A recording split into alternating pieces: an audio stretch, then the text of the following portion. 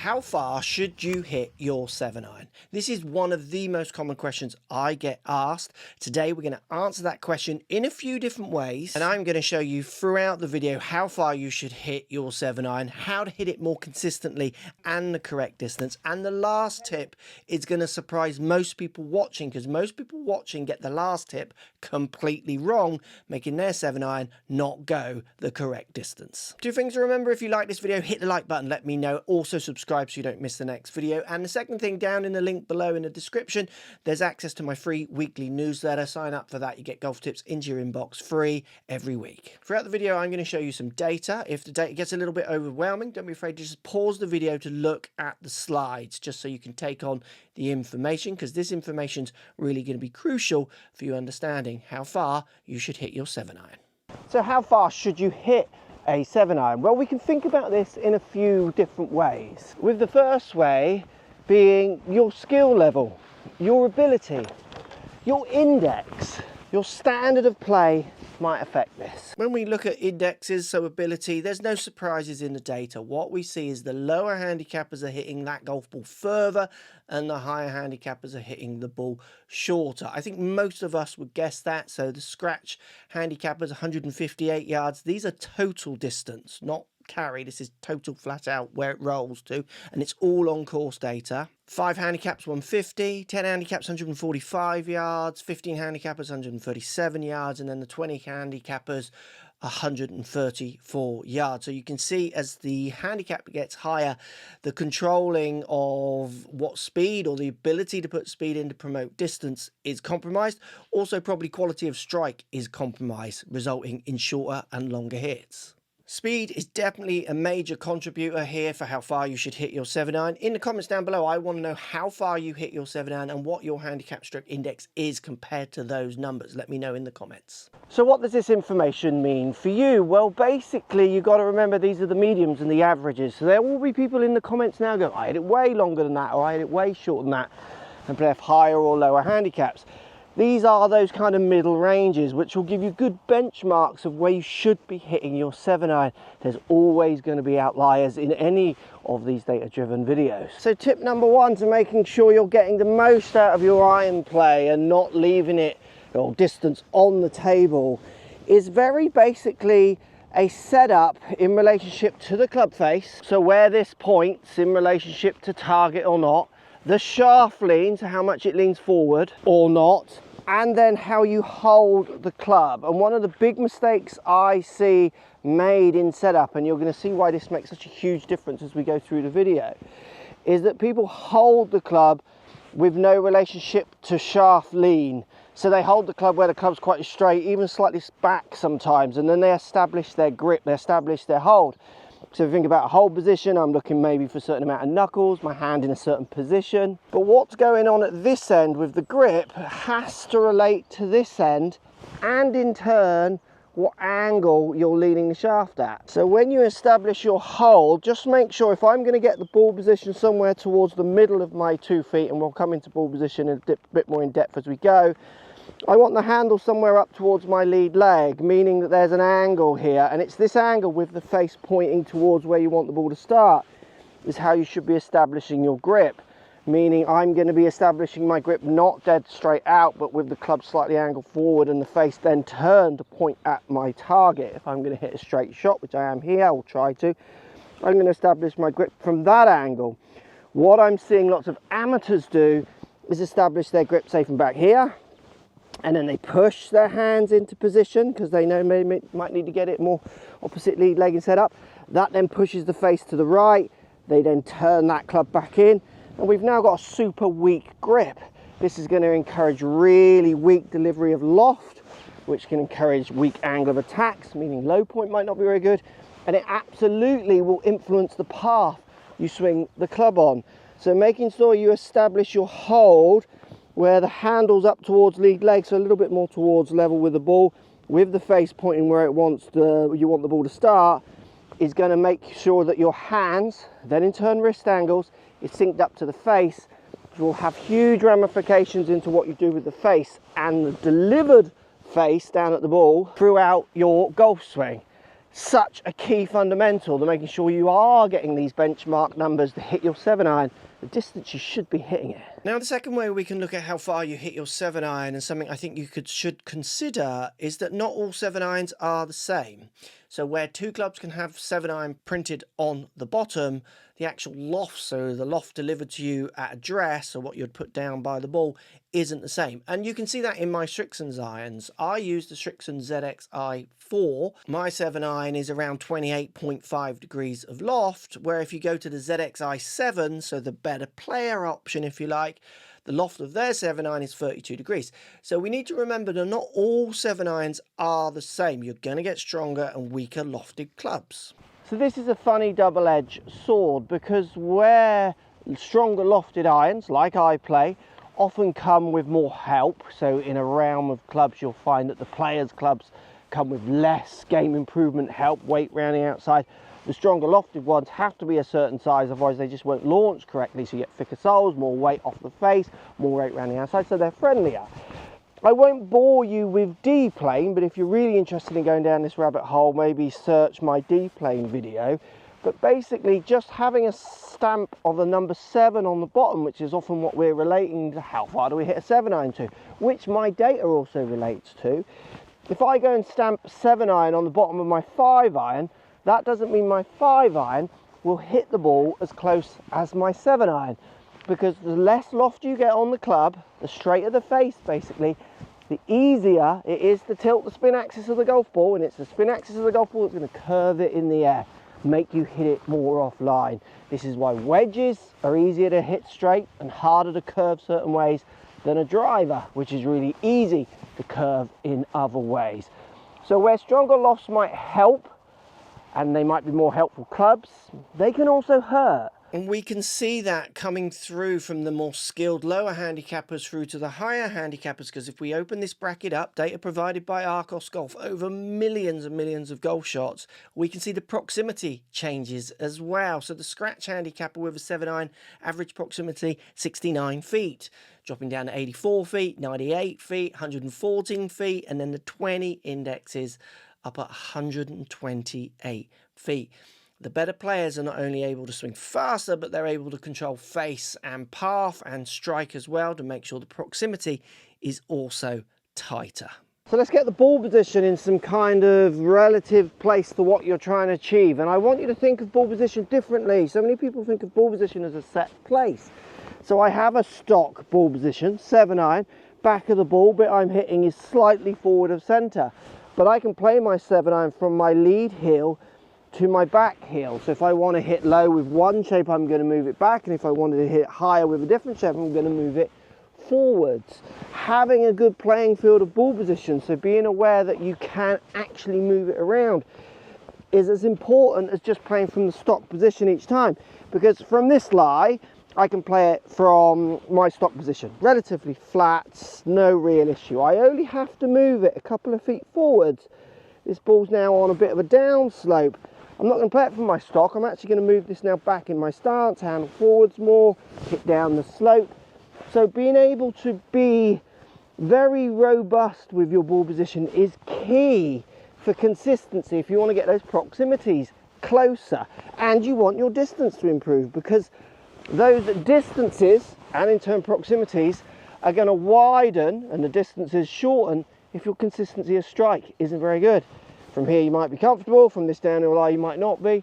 Often for golfers it's because they're not robust enough with their ball position. Find your stock position, hit plenty from there, but when you're practicing, always add in some ball backs. Watch what happens to your shot. Does it draw more? Does it push more? Does it fade more? You can work these into your games. Push the ball forwards up towards lead heel.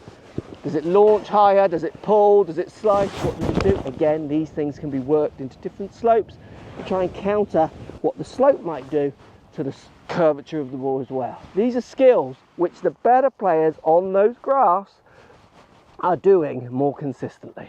Point number 2, a couple of check marks for controlling club face, for consistency, for distance, and for good direction with some good club face control. And this will bleed into the last point, which will make you think of the way you hit the ball very differently with an iron. So 2 checkpoints I want you to think about is first parallel on the way back and last parallel on the way down, so when the shaft's parallel to the ground. And I want you to play with where the club face points in these positions. So first parallel as you pull back, if this club face is pointing straight up at the sky, I want you to hit somewhere you feel like the club face is just turning slightly down to the ground. So maybe where the angle of the leading edge of the face is more in line with my spine angle. This often gives people better launches, more distance. If you're someone who tends to fan this club open, that's in effect adding loft, which is going to weaken your distance, putting you down in that handicap bracket, or up in handicap. And then last parallel, another problem, when you get into last parallel, we see golfers with the face blowing back this way, again adding loft. That's going to cause added loft strikes, which again cause really bad ground interaction, fats and fins, and really weak off to the right shots. So both ways in your practice swings, you can check first parallel, have that face slightly turned down to the ground. You're going to do that by how you manipulate forearm rotation and wrist angle. So feeling like you're turning your wrist down, we'll turn the face down. And as you come into last parallel, if you turn the wrist a bit more, is that turning the face down? Blow those wrists up, so the strict and pad ears up to the sky. You should be referencing these as often as possible when you practice to try and get control of where it points and where it points. So higher or lower in the loft. And then the next point, which is crucial for good striking, is having a good amount of grab with your trail foot in backswing. And what I mean by this, what we see when we measure ground reaction forces with better players, as they take the club back, you can see their trail foot is turning in the ground clockwise. They're actually trying to really grab and twist this foot in the ground, and the ground is kind of grabbing back, and it creates this kind of braking force, this resistance, which is why we see better ball strikers often coiled up onto this right side, so where they sway a little bit at the start, they don't have this break with this right foot twisting, feeling of this way in the ground, which breaks their trail hip or their pelvis in general, getting them coiled. With amateurs, we just don't see that break. We don't see them grabbing through the ground with this trail foot. So with your trail foot in the backswing, you should feel like you're trying to offend the ground really early on in that backswing. And what this will do as you take that club back, if you feel like you're turning down into that trail foot, it's going to grab your body, it's going to stop your body. Basically it adds brakes to any of these kind of pelvis movements, which cause awful strikes, which might help with some crispness of strike, better ball to ground contact, and in turn creating a distance you deserve for your handicap. Hit that subscribe button if you're finding this information useful. Remember, hit the like button as well, so I know to make more videos like this for you. Now, when we look at higher index golfers, we tend to see a similar pattern time and time again, where they cannot control the loft they deliver. This is the bit that changes every one of my students, and it will change you and how you strike the ball forever if you follow these next tips. What we do see from better players is we see impact, a reduction in loft in around 7 to 10 degrees. So from where they start to impact, they're taking loft off that club, delofting. And we see that in shaft lean as well, and they relate. Shaft lean for better players is up to 7 degrees leaned forwards. So they're kind of increasing their shaft lean by up to 7 degrees from where they start, which then encourages that lower loft and better flighted, better distance, and believe it or not, straighter shots. Where with amateurs, we see the opposite pattern. We often see the same loft that's at address delivered at impact, and quite often we see more loft delivered at impact from address and handle leans back. Fixing these is going to change everything you do with your golf game when it comes to iron play. So how do you control loft and a little bit of shaft lean? This is something that's so misunderstood with so many golfers. So lots of golfers feel like they have to get the kind of hands out here, really lead this way, which actually isn't true. Golfers are actually getting that club to almost catch up with the hands and then through. Remember, it's only kind of what, 7 to 10 most shaft lean degrees. That's not loads. It's not what you think it is. From a 2D camera, that's often, depending on how much you're rotated, will look loads more than it actually is. So first game, to help you get the feeling of hitting some shots with less loft and the feeling of driving a little bit more shaft lean into it, which will basically be you kind of blowing the club back here more rather than getting it out here, is the fundamental difference. Is I want you to set up to the ball. Before you take your grip, I want you to turn this club face around 10 to 15 degrees close. So my club face is basically pointing this way towards the trees on the left. But the game from here is I'm not allowed to hit this ball left. I've got to try and hit the ball straight at target. I'm not allowed to just pull it, meaning this is going to give me the feeling of having the face more turned down to the ground at this point, the feeling more of trying to get that little bit more shaft lean as I come through, to try and stop these kind of actions. If you're someone who are adding loft and leaning the shaft back, this drill is fantastic for giving you this feeling, and it's a real good one because you can practice with it. So on the range, set yourself up, get that face turned 10 to 20 degrees close. You can play with the amount. Game is not allowed to hit left, so you're going to really try and drive out and through to send that ball out towards target. That's like such a good shot. So because I'm someone who isn't afraid to use these angles, so get them preset here and then turn through, this game isn't that hard for me. You give this game to someone who wants to deliver this way and they find it really challenging, and it really teaches them to hit the ball, actually strike shots, while trying a different downswing feeling, stroke into impact feeling, that really gives them the feeling of ball then turf strike and getting better penetrating full distance iron shots. Now the next thing you can do to play with loft is get a lofted club. So I got a 52-degree wedge and a few balls. This is so game changing for so many golfers, trying to play with delofting and taking loft off like we see from the better players, rather than adding loft like a big percentage of you who are watching this video do. Giving them a club with more loft and changing the game is absolutely huge for making them manipulate loft. So what I want you to do is I want you to think of shaft lean this way. So where lots of you think of it's like way out here, just watch this. Look, if I have the club lean forward this way and the face turned towards target, if I pick that club up so it's towards target, now let's pretend I'm hitting the ball this way, that shaft lean at impact, that's what it would look like in last parallel there. It's not much, is it? It's not that you've got it like way back here driving in. Now watch this. If I push this elbow back, this is common, handle back, add loft, now pick up towards that camera, turn this way, so we're now in the downswing for these actions. This is very common, face blowing back, elbow back. That's their basically preset shaft lean, meaning when we get down to this point, if you're not managing trail elbow, if you're not managing loft, so the face, the twist on it, you're kind of not going to win down at the bottom, and we want you winning down at the bottom. So with my lofted wedge, what I'm going to do is I'm going to make a downswing. I'm going to blow the face up to the sky, rotate the wrist. I'm going to let the trail elbow go back, and I'm going to try and get into that position on the way down. So I'm actually literally trying to do it wrong, and then I'm just going to chip one out in front of me.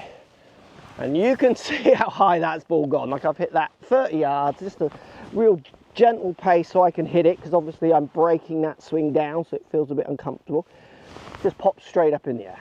Now what I'm going to do, same lofted club, I'm going to try some where I really try and turn that face down to the ground considerably more.